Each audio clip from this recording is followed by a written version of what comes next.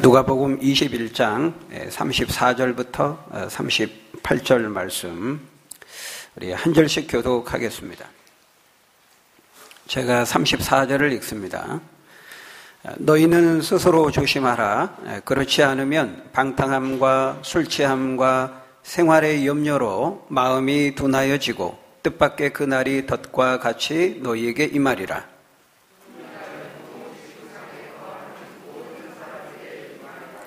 이러므로 너희는 장차 올 이 모든 일을 능히 피하고 인자 앞에 서도록 항상 기도하며 깨어 있으라 하시니라.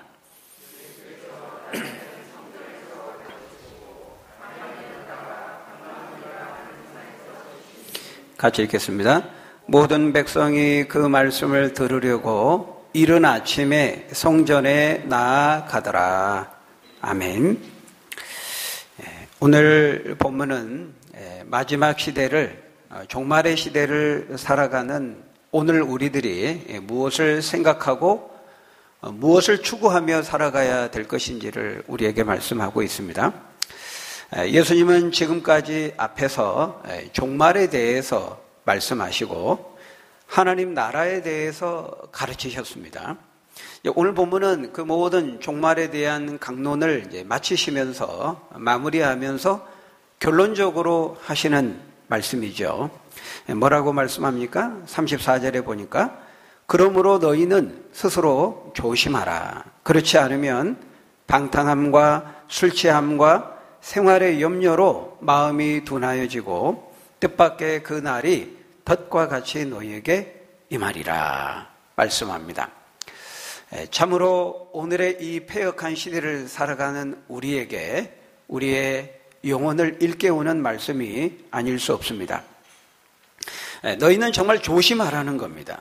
주의하라는 겁니다. 조심하고 주의하지 않으면은 그 날이 마치 덫과 같이 너희에게 임하게 될 것이다. 이렇게 경고하고 있습니다. 여러분, 여기서 그 날이라는 어떤 날입니까? 지금까지 예수님이 앞에서 계속해서 말씀하셨던 인자가 다시 오는 날, 주님이 재림하시는 바로 그날을 말씀하는 거죠. 그것을 27절에서는 앞에 27절에서는 인자가 구름 타고 능력과 큰 영광으로 오는 날이라고 말씀하죠. 인자가 다시 오실 것인데 그때에는 큰 능력과 영광을 가지고 온다는 거예요. 큰 능력과 영광으로 오신다는 거죠. 그런 점에서 여러분, 이 재림은, 주님이 다시 오시는 이 재림은 초림 때와는 완전히 다른 양상으로 오신다는 것을 우리가 알 수 있습니다. 여기 보니까 그때는 인자가 구름을 타고 보란 듯이 오신다는 거예요. 그리고 능력과 큰 영광을 가지고 오신다 말씀합니다. 그러니까 초림 때와는 완전히 다른 거죠. 초림 때는, 예수님이 초림 때는 어떻게 오셨어요? 마구간에 조용히 아무도 모르게 어떤 점에서 지극히 가난하고 평범한 목수의 아들로 비천하게 겸손하게 이 땅에 오셨죠. 하지만 다시 오시는 재림의 때에는 완전히 양상이 다르다는 거예요. 그때는 모든 사람들이 다 한눈에 볼 수 있는 방식으로 모든 사람들에게 이렇게 보란 듯이 공개적으로 오신다는 거예요. 공개적으로. 그리고 큰 영광과 능력으로 오신다. 이렇게 말씀합니다. 그것을 데살로니가전서 4장 16절에서는 이렇게 말씀하죠. 우리 같이 읽어볼까요? 시작. 주께서 호령과 천사장의 소리와 하나님의 나팔 소리로 신이 하늘로부터 강림하시리니. 거기까지만. 여기 보니까 천사장의 나팔 소리와 영광의 빵파레를 울리면서 모든 세계 사람들이 다 한눈에 볼 수 있는 방식으로 오신다는 거예요. 여러분, 하늘에서 팡팡 이렇게 빵파레를 울리면서 이렇게 불꽃놀이 하잖아요. 이전에도 보면은 밤에 갑자기 막 소리가 납니다. 꽝꽝 소리가 나요. 밖에 이제 창문 열어보면 경기대 쪽에서 불꽃놀이 하는 겁니다. 우리 보면 알죠. 아, 경기대에서 뭐 축제하는가 보구나. 불꽃놀이 하는가 보구나. 금방 다 보고 아는 겁니다. 그런 것처럼 예수님이 재림하시는 그날에도 온 지구상에 거하는 사람들이 그 정도가 아니라 온 지구상에 거하는 사람들이 한눈에 다 볼 수 있는 방식으로 예수님이 구름을 타고 모든 천사들을 대동하고 우렁찬 나팔 소리를 울리면서 영광스럽게 능력으로 임재하신다. 그렇게 말씀합니다. 그것을 오늘 본문 27절에서는 이 날은 온 지구상에 거하는 모든 사람에게 이 말이라. 온 지구상에 거하는 모든 사람에게 임하게 될 것이라고 분명히 말씀하죠. 그리고 그것을 다시 31절에서는 뭘로 표현하고 있어요? 하나님의 나라라는 말로 표현하고 있습니다. 그러니까 그 날이야말로 이제 하나님의 나라가 완성되는 날이라는 것이죠. 하나님 나라와 천국의 기쁨, 그 영생이 시작되고 동시에 그 지옥의 심판이 시작되는 날이라는 것입니다. 여러분, 이 날, 이 주님의 날, 여러분 반드시 오게 된다는 거 의심치 말고 믿으시는 여러분 되시기를 바랍니다. 반드시 말씀하고 있어요. 거기 여러분 33절에 우리가 읽지 않았습니다마는 33절에도 천지는 없어지겠으나 내 말은 없어지지 아니하리라. 천지는 이 피조된 세계는 혹 없어질지언정 하나님 주님이 하신 말씀은 그냥은 없어지지 않는다는 거예요. 반드시 이루어지고 성취될 것을 말씀하는 거예요. 그래서 반드시 이 날은 올 것이고 반드시 이 하나님의 나라는 완성될 것인데 그런데 뭐라는 거예요? 너희는 그 날이 너희에게 덕과 같이 임하게 되지 않도록 주의하라, 조심하라 말씀하는 겁니다. 마치 쥐가 그 먹이의 달콤함에 그 유혹에 끌려서 이제 쥐 덫에 들어가는 순간 찰칵 하고 그 덫에 걸리는 것처럼 우리 성도들도 이 덫을 조심하라고 말씀하고 있어요. 여러분 지금 예수님은 누구에게 말씀하고 있는 거죠? 우리 예수 믿는 성도들에게 지금 말씀하고 있는 겁니다. 오늘 보면 36절에도 보니까 이러므로 너희는 장차 올 이 모든 일을 능히 피하고 인자 앞에 서도록 항상 기도하며 깨어 있으라. 여러분 여기서 말하는 너희는 누구를 가리키는 거예요? 예수를 믿고 따르는 성도들, 제자들을 가리키는 거죠. 다시 말하면 성도들도 조심하지 않고 주의하지 않으면은 바로 이 덫에 걸릴 수 있다는 겁니다. 여러분 일반 자연인이 예수님을 믿고 이 그리스도인이 된다는 거 얼마나 어려운 일입니까? 그죠? 죄인이 예수님을 믿고 교회에 들어오고 전도를 받고 여러분 이거 정말 어려운 일입니다. 쉬운 일이 아닙니다. 사실 여러분 우리가 생각해 보면은 내가 예수님을 믿고 십자가의 사랑을 깨닫고 이렇게 지금 교회에 와서 예배드리고 있다는 사실이 이게 기적인 겁니다. 기적. 우리가 기적하면은 죽은 사람이 살아나는 거 이런 거 기적이라고 생각하죠. 죽을 병에 걸린 사람이 극적으로 치료되는 거 이런 것만을 이제 우리가 기적이라고 생각하기 쉬운데요. 근데 진짜 기적 중의 기적은 예수 안 믿던 내가 예수님을 나의 주님으로 믿어지는 겁니다. 허물과 죄로 죽었던 내가 예수님을 믿게 되고 하나님과 원수되었던 내가 그 복음을 거부하고 그 교회를 대적하고 십자가의 복음을 대적했던 내가 내 자신의 죄인됨을 깨닫고 십자가의 사랑을 우리가 알고 예수님을 믿게 되는 것, 이것이 기적 중에 기적이라는 거예요. 왜냐하면 이거는 사람의 노력과 능력과 힘으로 되는 것이 아니기 때문입니다. 여러분 내가 예수 믿고 교회에 나가면 누가 가장 먼저 놀랍니까? 내가 가장 먼저 놀래. 내가 교회를 나가다니 그렇게 예수를 거부하고 복음을 싫어하고 교회를 대적했던 내가 교회를 나가서 내가 지금 예배당에 앉아서 예배를 드리고 내가 11조를 내다니, 예? 그렇게 11조에 비판적이었던 내가 11조를 내다니, 내가 그냥 11조를 내는 나의 모습을 보면 내가 놀라는 거예요. 누구 말입니까? 제 말입니다. 제 경우를 말하는 거예요. 내가 그렇게 그 복음에 대해서 조롱하고 비판하고 그랬던 내가 예수님을 믿고 예배의 자리에 있고 하나님 말씀대로 살려고 하고 11조를 드린다? 이거 엄청난 충격적인 일이 아닐 수 없는 것이죠.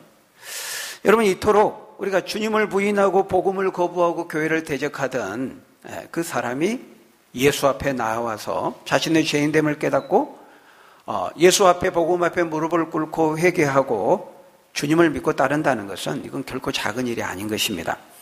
그래서 에베소서 2장 1절에 보면은 그는 허물과 죄로 죽었던 우리를 살리셨도다 말씀하죠. 이거는 죽은 자를 살리시는 것 같은 그런 기적과 같은 일이라는 거예요. 그래서 사탄은 이 꼴을 못 보는 겁니다. 배가 아파서. 그래서 사탄은 어떻게 하든지 예수 못 믿게 하고 예수 믿는 사람도 다시 교회를 떠나고 배교하도록 할 수만 있으면 모든 수단과 방법을 동원해서 미혹하고 유혹하고 도전하고 공격하는 것이죠. 그러기에 너희가 정신을 똑바로 차리지 않고 조심하고 주의하지 않으면 사단이 놓은 이 덫에 걸려 넘어질 수 있다는 거예요. 믿지 않는 불신자뿐만 아니라 교회를 다니는 교인도 마찬가지라는 거죠. 그렇기 때문에 사랑하는 여러분, 죄인이 자신의 죄인됨을 깨닫고 그리스도인이 되고 경건한 하나님의 자녀가 되는 것도 참 어려운 일이지만 더 어려운 일은 바로 그 경건과 믿음을 계속해서 지키고 유지하는 것입니다. 왜냐하면 사탄은 말세의 시대를 살아가는 우리들을 가만 내버려 두지 않기 때문인 것이죠. 끊임없이 할 수 있는 한 모든 방법을 다 동원해서 예수님 못 믿게 하고 주님으로부터 돌아서게 하고 주님으로부터 멀어지게 한다는 거예요. 여러분, 이것이 사탄이 존재하는 존재의 목적이고 이유입니다. 존재의 목적. 바로 그 사단의 목적을 위해서 오늘 본문은 우리들에게 세 가지 덫을 놓는다고 말씀하죠. 여러분, 그 세 가지 덫이 뭡니까? 방탕함과 술 취함과 생활의 염려입니다. 사단은 할 수 있는 모든 수단과 방법을 동원해서 우리로 하여금 이 방탕함과 술 취함과 생활의 염려라고 하는 덫에 걸리게 만드는 거예요. 그래서 하나님을 향한 우리의 마음과 믿음이 둔해지도록, 둔감해지도록 만든다는 거죠. 여러분, 이 방탕함과 술 취함과 생활의 염려, 이 세 단어는 오늘 우리가 살아가는 이 시대의 세상을 정확하게 묘사하고 있어요. 여러분, 우리가 이 세상 속으로 깊이 빠져 들어가면 들어갈수록 우리는 이 방탕함과 술 취함과 생활의 염려 속에 깊이 빠져 들어가게 되는 거예요. 그런 점에서 이 세 가지 덫은 세 가지 늪이라고 말할 수 있어요. 한번 빠져 들어가면 계속해서 바닥이 닿지 않을 정도로 이제 빠져 들어가게 되는 것이죠. 사탄이 이 세상 곳곳에 우리가 살아가는 그 길목마다 마치 쥐레를 매설하는 것처럼 이 덫을 놓고 이 늪이라는 웅덩이를 파서 거기에 우리를 빠뜨린다는 거예요. 거기서 빠져서 허우적거리고 헤매이고 헤어나오지 못하게 한다는 것입니다. 사단은 이 세 가지 늪을 사용해서 우리를 지금도 파멸로 이끌어가고 있어요. 여러분, 우리가 아무리 예수님을 믿고 하나님을 믿는 성도라 할지라도 이 사단은 우리를 계속해서 이 세 가지 늪과 덫으로 공격한다는 거예요. 여러분, 이 방탕함이라는 거, 이거는 세상의 쾌락에 취하는 겁니다. 이 방탕이라는 걸 우리 사전을 찾아보면요, 뭐라고 정의하고 있냐면 술, 성적 쾌락, 노름 등에 과도하게 빠져서 바르게 살지 못하는 것, 이게 바로 이제 방탕이라고 사전은 정의하고 있어요. 여러분, 우리가 자세히 보면요, 이 방탕함, 술 취함, 생활의 염려는요, 이 세 가지가 굉장히 깊이 관련되어 있어요. 이 생활의 염려라는 것은 1차적으로 이제 경제적인 염려를 말합니다. 무엇을 먹을까, 마실까, 입을까, 이 먹고 사는 문제로 염려하는 겁니다. 사단은 끊임없이 우리를 이 염려와 불안 가운데 빠지게 만들죠. 거기에 집착하게 만들고, 거기에 과도하게 예민하게 만드는 겁니다. 그래서 우리 마음이 하나님을 향하지 못하게 하는 거예요. 하나님을 향한 마음이 둔화해지도록 하는 거죠. 미래와 진로에 대해서 과도하게 불안에 빠지게 하는 겁니다. 이게 이제 생활의 염려입니다. 근데 어떻습니까? 사람이 이렇게 생활의 염려 가운데 불안해하고 미래와 진로에 대해서 걱정하고 염려하고 이러면 이제 스트레스를 받잖아요. 그 스트레스를 받으면 어떻게 풀죠? 그때 이제 술을 찾습니다. 술을 찾고 술로 풀려고 하고 술을 의지하는 거죠. 그러니까 돈과 물질과 경제적인 어려움에 처하면 이제 스트레스를 받으니까 이제 술을 찾고 이제 술에 취하게 되는 겁니다. 근데 여러분, 반대의 경우도 있어요. 돈이 너무 많고 경제적으로 너무 부유하면 또 술을 찾습니다.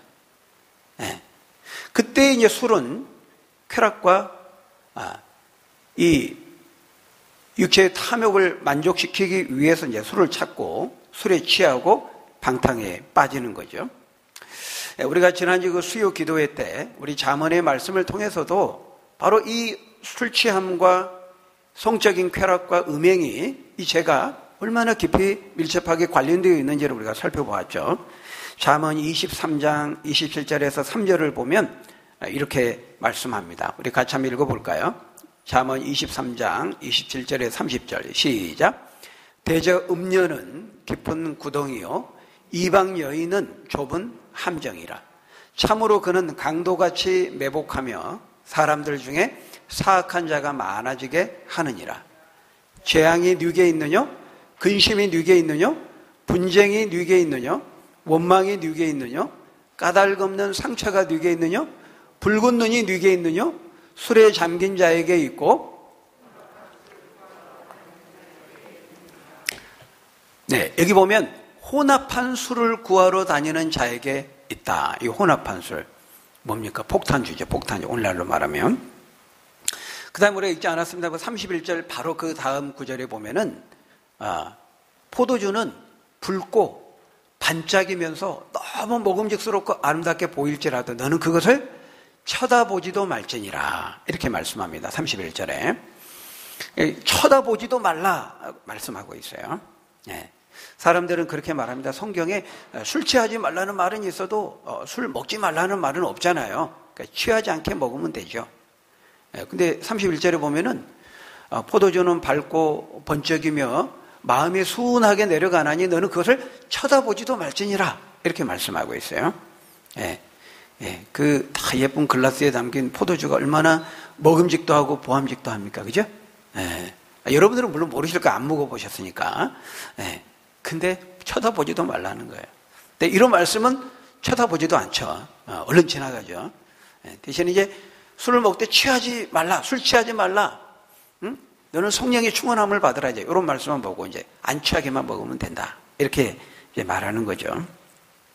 근데 여기 보면은 술 취함이 성적인 음행에 빠지게 하고 이방 여인의 유혹에 빠지게 만들고 많은 재앙과 근심과 분쟁과 갈등과 원망하는 사건 사고들이 이 술 때문에 일어나게 된다고 말하고 있어요. 재앙이 두 개 있고 근심이 두 개 있고 붉은 눈이 두 개 있느냐. 술 마시면 눈이 빨갛게 충혈되잖아요. 이런 모든 사건 사고가 이 술 때문에 생긴다고 성경은 말하고 있어요. 이 술 취함이 이 성적인 쾌락, 생적인 음행, 범죄 깊은 관련이 있다고 말하고 있어요.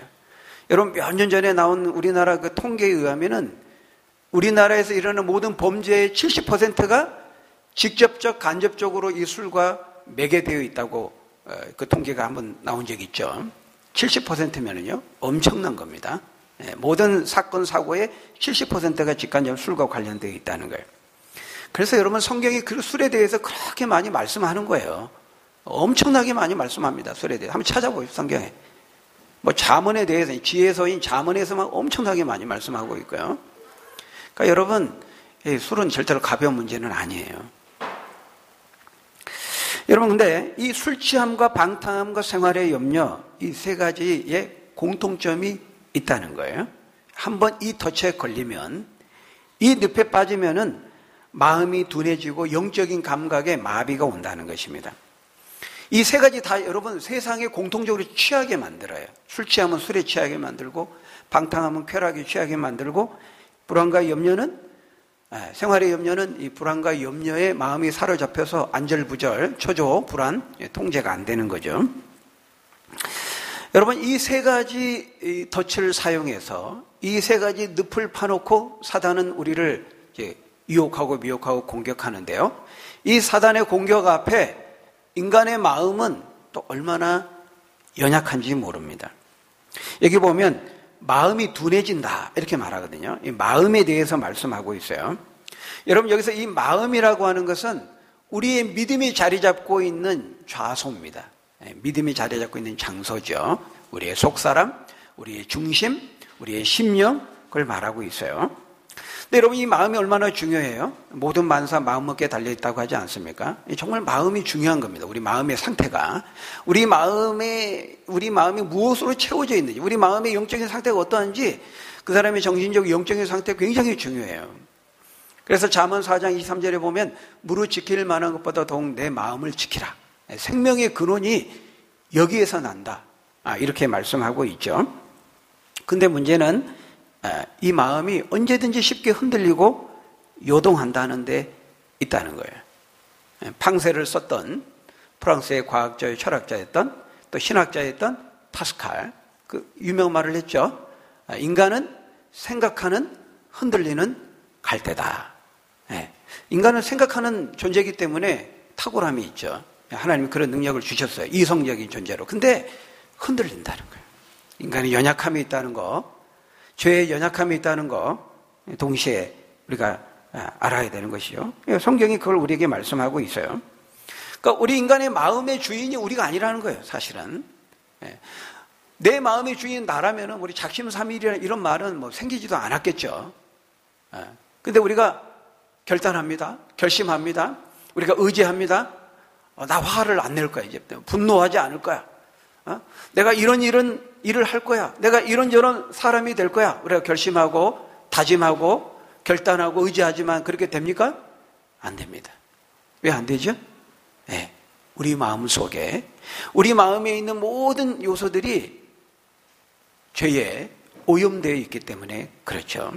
에레미야 17장 9절에 보면 뭐라고 말씀합니까? 우리 같이 한번 읽어볼까요? 시작. 만물보다 거짓되고 심히 부패한 것은 사람의 마음이라. 누가 능히 이를 알리오마는. 심히 거짓되고 부패한 게 사람의 마음이라는 거예요. 우리의 생각, 우리의 감정, 우리의 정서, 우리의 의지, 이 모든 것들이 이 죄에 전염되어 있고 오염되어 있다는 거예요. 그러기에 여러분, 우리가 아무리 그리스도 안에서 거듭나고 중생한 새로운 피조물이 되었다 할지라도, 그래서 우리의 모든 마음과 심령과 우리의 속사람과 영혼의 그 주도적인 성향이 거룩을 지향한다 할지라도, 그렇지만 우리 마음 깊은 곳에 짙게 스며있는 이 죄의 얼룩이 아직도 여전히 남아있다는 거예요. 죄의 연약함이 아직도 여전히 우리 안에 있습니다. 우리가 신분적으로는 의인이라 칭함을 받지만은 예수님 때문에 그렇게 간주해 주시는 거고요. 실제로 우리 안에는 죄의 내용들이 여전히 남아있어요. 예수 믿어도. 그래서 성경은 그것을 죄의 쓴뿌리라고 표현하죠. 또 에베소서에서는 옛사람의 썩어져가는 습관이라고 말하고 있어요. 예수 믿고 성도가 되어 신앙생활 오래오래 했어도요, 우리도 모르게 나도 모르게 불쑥불쑥 이 죄의 옛사람의 썩어져가는 습관들이 막 튀어나오는 거예요. 죄된 행실들이 튀어나오고 죄 짓고 싶고. 여러분, 제가 지금 무엇을 말씀하고자 하는 것입니까? 내가 비록 하나님을 믿는 성도라 할지라도 우리 마음이 이 세상의 어떤 것에 의해서 쉽게 둔해질 수 있다는 거예요. 내가 굉장히 믿음이 좋은 것 같고 내 의지가 굉장히 강한 것 같고 나는 대단한 사람이야 이렇게 생각하는 사람이 있다면은 미안하지만 아직도 자신이 어떤 존재인지를 모르고 있는 겁니다. 인간이 어떤 존재인지를 모르고 있는 거예요. 여러분 술자리에 한두 번만 한번 가보십시오. 믿지 않는 사람들과 어울려서 세상적인 문화에 몇 시간만 여러분 한번 탐닉해 보세요. 여러분의 믿음과 마음은 금방 경건과 멀어지게 되는 것을 느끼게 될 것입니다. 요즘 코로나로 인해서요, 많은 회식, 송년회, 모임 계획되었다가 이제 취소되고 있다고 하는데, 그래도 여러분 막 저런 홍대 입구나 막 유흥가나 이런 데 가보셔요. 지금도 막 그 방송에 보니까 막 네온 사인이 찬란하게 막 비치고 엄청난 술 소비가 이루어지고 있고 많은 사람이 쾌락과 향락에 빠져 있는 것을 볼 수 있습니다. 물론 뭐 새로울 것까지는 없지만 문제는 이런 세상의 흐름에 교회를 다니는 교인이라고 하는 성도라고 하는 사람들도 아무 생각 없이 편성하는 사람들이 있다는 거예요. 아까도 말씀드렸습니다만 여러분 이 술 취함, 이 술 성경은 엄청나게 많이 경고하고 있어요. 아까 잠언 23장 한 군데뿐만이 아닙니다. 복음서에도 나오고 신약성경에도 나오고 서신서에도 나오고 뭐 구약에도 엄청 많이 나오죠. 여러분 노아도 당대에 의인이었던 노아도 술 때문에 넘어지고 죄를 짓고 그렇게 했어요. 아브라함의 조카 롯도 마찬가지죠. 술 먹고 취해서 자기 두 딸들과 동침하는 죄를 범하기도 했죠. 여러분 이렇게 이 인간의 의지라는 것은 강한 것 같지만은 약합니다. 죄의 연약함이 있다는 거죠. 그러니까 자기의 의지를 과신하면 안 돼요. 나는 다 통제할 수 있어. 나는 안 취하게 마실 수 있어. 다른 사람은 몰라. 난 다른 사람과 달라. 나는 합리적으로 다 통제하고 절제하고 내가 다 할 수 있어. 여러분 그 사람이 제일 위험한 사람이라고 제가 말씀드렸어요. 베드로처럼 되는 겁니다. 베드로처럼. 베드로가 뭐라 그랬어요? 다른 사람은 몰라도 나는 절대로 주님 떠나지 않고 배반하지 않고 다른 사람들, 제자들도 포함되죠. 제대로 몰라도 나는 안 그래요. 주님 걱정하지 마세요. 내가 지켜드릴게요. 호언장담했죠. 근데 막상 위험이 닥쳐 위기가 닥치니까 어떻게 했어요? 예수님을 저주하면서 3번씩이나 부인했습니다. 그냥 부인한 것도 아니고요. 나 저 인간 몰라요. 저주하면서 부인했어요. 인간의 의지가 약한 겁니다. 죄에 오염되어 있기 때문에 인간의 죄의 연약함을 우리가 알아야 되는 것이죠. 여러분 방탕함도 마찬가지입니다. 방탕함. 포르노 음란 사이트를 보고 악한 생각과 상상에 빠지고 가서는 안 될 곳에 가고 그런 방탕함에 빠지면요, 우리 마음은요, 우리의 믿음은 금방 둔해지고 무뎌집니다. 그러니까 하나님이 부담스러운 존재로 느껴집니다. 여러분 죄를 지으면요 그렇게 돼요. 아담과 하나님과는 얼마나 좋은 관계 속에 있었습니까? 근데 죄를 지으니까요 아담이 이제 나무 뒤에 숨습니다. 하나님 부담스럽거든요. 하나님을 향한 마음이 급격히 사라지게 돼요. 그렇게 되는 겁니다. 사람이 이렇게 어떤 사람과 이제 좀 잘못을 하고 이 죄를 지으면은 이게 피하게 돼, 피하게. 우리 집에 있는 뽀삐도 그렇죠? 뽀삐. 애완견 키우신 분들 알 거예요. 막 화분 없고 사고 치면 어때요? 얘가 없어졌어요. 저기 어디 들어가서 고개도 안 내밀고 숨어 있습니다. 주인을 만나기 이제 부담스러운 거예요. 껄끄러운 거예요. 그런 것과 같다는 거예요. 여러분 생활의 염려도 마찬가지죠. 코로나 상황 속에서 무엇보다 우리들이 정말 많은 불안과 염려 속에 살아갑니다.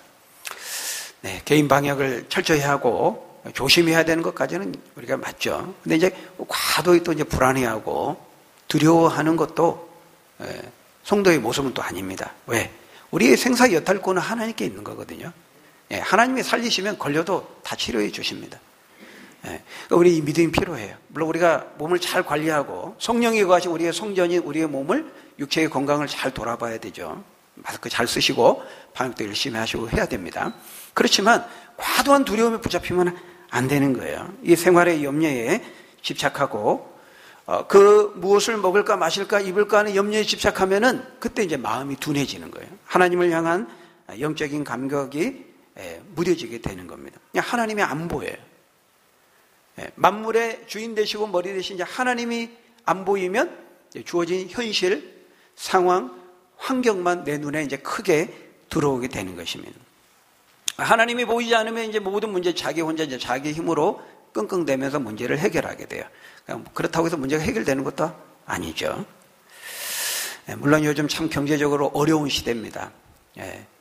코로나 한파로 인해서 물가는 천정부지로 오르고 있고, 경기는 안 좋고, 취업은 안 되고, 실업은 늘어나고, 정말 우리의 주어진 현실은 우리로 하여금 염려하지 않을 수 없게 만들죠. 그러나 여러분, 그럼에도 불구하고 그것 때문에 하나님을 향한 우리의 마음과 믿음이 둔해지면 안 된다는 거예요. 그 순간에도 어떻게 해야 됩니까? 하나님을 향한 우리의 믿음과 마음을 굳건하게 하고 흔들려서는 안 돼요. 마음이 둔해지면 안 된다는 거예요. 여러분, 지금 여러분의 마음의 상태는 어떻습니까? 여러분의 마음 무엇으로 채워져 있습니까? 혹시 이 세 가지 덫에, 늪에 걸리거나 빠져 있지는 않습니까? 이 세 가지가 다 문제일 수도 있고, 어떤 사람의 경우에는 여기서 한 가지에 특별히 더 취약함을 드러낼 수가 있어요. 우리 마음의 상태를 우리가 돌아보아야 되는 것이죠. 여러분, 문제가 많을수록 우리는 더 하나님을 찾고 하나님을 더 의지하고, 염려하지 않을 수 없는 상황이 생길수록 우리는 더 믿음의 흔들림이 없이 하나님을 찾고 하나님을 의지해야 되는 거예요. 거기 오늘 보면 36절에 보니까요, 우리 36절 여러분 같이 한번 읽어볼까요? 36절 시작. 이러므로 너희는 장차 올 이 모든 일을 능히 피하고 인자 앞에 서도록 항상 기도하며 깨어 있으라 하시니라. 여러분, 이 깨어 기도한다는 것은 정신을 차리고 하나님을 의지하는 것을 말합니다. 여러분, 기도한다는 것은 하나님을 의지하는 것을 말하는 거예요. 그러니까 기도하지 않는 사람은 하나님을 의지하지 않습니다. 하나님을 의지하지 않는 사람은 기도하지 않아요. 자기 혼자 힘으로, 자기 능력으로 승부하는 거죠. 근데 여러분, 성경에 보면 이렇게 깨어 있으라, 근신하라, 정신을 차리라, 이런 말씀이요, 성경에 얼마나 많이 있는지 몰라요. 베드로전서 4장 7절에 보면은 이렇게 말씀합니다. 같이 읽어볼까요? 시작. 만물의 마지막이 가까이 왔으니 그러므로 너희는 정신을 차리고 근신하여 기도하라. 베드로전서 5장 8절 유명한 말씀이죠. 시작. 근신하라, 깨어라. 너희 대적 마귀가 우는 사자같이 두루다니며 삼킬 자를 찾느니라. 여기도 근신하라, 깨어라, 정신을 바짝 차려라, 이렇게 말씀하고 있어요. 골로새 4장 2절에서도 기도를 계속하고 기도에 감사함으로 깨어 있으라. 여기도 깨어 있는 것과 기도하는 것을 연결지어서 말씀하고 있어요. 고린도전서 16장 13절 깨어 믿음에 굳게 서서 남자답게 강건하라. 데살로니가전서 5장 6절 같이 읽습니다. 시작. 그러므로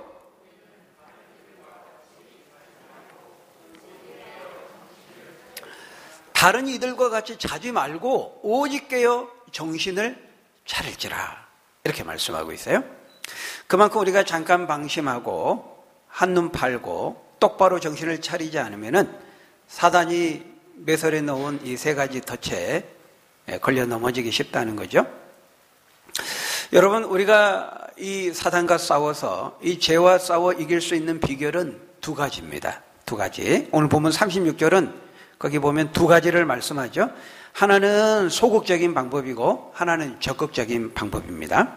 우리는 이 두 가지를 병행해서 싸워야 돼요. 이 소극적인 방법이라는 것은 뭐냐면 여기서 말하는 것처럼 피할 것을 피하는 겁니다. 조심할 것을 조심하는 거예요. 다른 말로 말하면은 성경이 하지 말라고 하는 거 하지 않는 겁니다.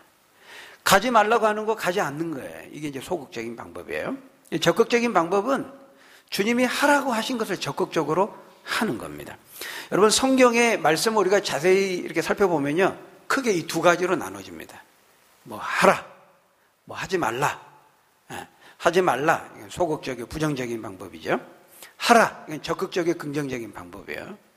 복 있는 사람은 악인의 꾀를 좇지 아니하고 죄인의 길에 서지 아니하고 오만한 자리에 앉지 아니하고 하지 않아야 될 것을 먼저 말씀한 다음에 시편 1편 2절에 뭐라고 말하고 있어요? 오직 여호와의 율법을 즐거워하여 그 율법을 주야로 묵상하라, 이렇게 말하고 있어요. 악인의 꾀, 하나님 없어. 교회 다녀봤자 소용없어. 기도해도 필요 없어. 다 그 거짓말이야. 이게 이제 악인의 꾀예요. 악인의 꾀를 따르지 말라는 거예요. 먼저 하지 않아야 될 것을 말씀하는 거죠. 그리고 적극적으로 여호와의 율법을 즐거워하면서 묵상하고 그 말씀에 순종하며 살라고 말하죠. 거의 성경의 말씀에 보면요, 에베소서도 그렇고 신약도 그렇고 구약도 그렇고 이 두 가지를 같이 말씀하고 있어요. 하지 말라, 하라. 하지 말라고 하는 것을 하면서 하라는 것을 열심히 해봤자 소용없습니다. 그거는 안 됩니다. 네. 하지 말라고 하는 거 먼저 하지 않아야 돼요. 요셉이 보디발의 아내로부터 성적인 유혹을 받았을 때 어떻게 했죠? 네, 그 자리를 도망갔습니다. 겉옷을 버려두고 잽싸게 피했어요. 죄의 자리를 피한 겁니다. 그런 것처럼 우리가 죄의 유혹으로 우리의 마음과 믿음이 둔해지고 무뎌지지 않기 위해서는 먼저 죄악의 자리를 피해야 돼요. 그런 다음에 은혜의 자리로 나아가야 되는 것이죠. 먼저 소극적으로는 피하고 조심하고 하지 말라고 하는 거 하지 않고 가지 말라고 하는 거 가지 않는 것이 필요하고, 그 다음에 이제 적극적으로 은혜의 자리를 사모하고 은혜의 방편을 사용해야 되는 거예요. 그렇기 때문에 여러분, 술자리를 피하십시오. 네. 여러분의 경건과 믿음에 도움이 되지 않는 것은 어떤 것도 하지 마십시오. 네. 그런 다음에 우리가 은혜의 자리로 나아가야 됩니다. 네. 은혜의 자리, 은혜의 방편, 성경은 예배의 자리를 사모하라고 말하고 있어요. 예배의 자리에 나아가고 우리 믿는 사람들과 교제하는데 시간을 투자하라고 말하고 있습니다. 물론 성경을 읽고 기도하고 하나님 말씀 듣고 이런 것들이 다 이제 은혜의 방편들입니다. 믿지 않는 사람들과 어울려서 우리의 소중한 시간들을 빼앗기는 것이 아니라 믿는 사람들과 만나서 서로 교제하고 삶을 나누고 그런 게 중요하다는 거예요. 이제 이게 은혜의 방편들이거든요. 특별히 이제 오늘 본문에서는 그 은혜의 많은 방편 중에서도 대표적으로 기도를 말씀하죠. 항상 인자 앞에 설 것을 생각하면서 기도하고 깨어있으라. 인자 앞에 선다는 거예요. 여러분 잊지 마십시오. 우리는 인자 앞에 서게 돼요. 주님 앞에 서게 돼요. 반드시 서게 돼요. 거기 보면은 뭐라고 말씀했어요? 35절에 보면은 이날은 온 지구상에 거하는 모든 사람에게 임할 것이다. 한 사람도 예배가 없다는 겁니다. 누구도 피할 수 없다는 거예요. 우리 주님 앞에 서게 돼요. 근데 서게 될 때 여러분, 그게 심판대에 설 수도 있고 시상대에 설 수도 있어요. 예. 하나님 주님으로부터 징계와 책망을 받는 심판대의 자리에 설 수도 있고, 잘했다 착하고 충성된 종이라 칭찬받으면서 생명의 면류관을 수여받는 시상대의 자리에 설 수 있다는 거예요. 여러분 어떤 자리에 서시겠습니까? 네, 시상대에 서야 되겠죠. 네, 반드시 주님의 그 자리에 서게 된다고 말씀하고 있어요. 우리가 바라기는 말세 반드시 주님의 그 날이 온다는 것을 우리가 늘 염두에 두고 우리가 주님 앞에 설 것을 늘 무시로 기도로 준비해서 우리가 방탕함과 술 취함과 생활의 염려와 싸워서 이기고 승리하는 저와 여러분들이 다 되시기를 예수님의 이름으로 간절히 축원합니다. 기도하겠습니다.